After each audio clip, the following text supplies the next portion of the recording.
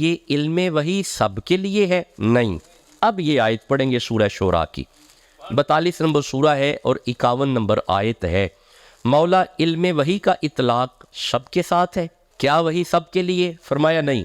وَمَا كَانَ لِبَشَرٍ، اس کا معنی یہ ہے کہ کسی بشر کے لیے نہیں ہے۔ اَن يُكَلِّمَهُ اللَّهُ، کہ اللہ اس سے کلام کرے کسی بشر سے؟ بالکل نہیں،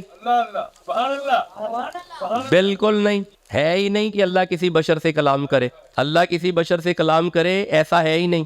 اللہ فرماتا ہے کہ میں کسی بشر سے کلام کروں؟ کیوں؟ کیوں نہیں؟ میں کسی سے کلام نہیں کرتا، یہ بات ہو رہی ہے یہاں پہ۔ نہیں ہے کہ اللہ کسی بشر سے کلام کرے اللہ۔ اب اللہ کی معرفت تو آپ کو ہے، جب اللہ آ جائے تو پچھلے کلام کا الٹ ہوتا ہے۔ لا الہ، کوئی اللہ نہیں، الا اللہ، مگر اللہ ہے۔ یہ اللہ بتا رہا ہے کہ اللہ ہے۔ اچھا، لا فتح، کوئی فاتح نہیں جنگ کا، الا علی۔ لا سیف، کوئی تلوار نہیں، الا ذوالفقار، لیکن علی کے ہاتھ میں ہے۔ تو یہ اللہ بتاتا ہے کہ اللہ وما ارسلناک، ہم نے نہیں بھیجا الا رحمت للعالمین، مگر جو بھیجا ہے وہ رحمت ہے۔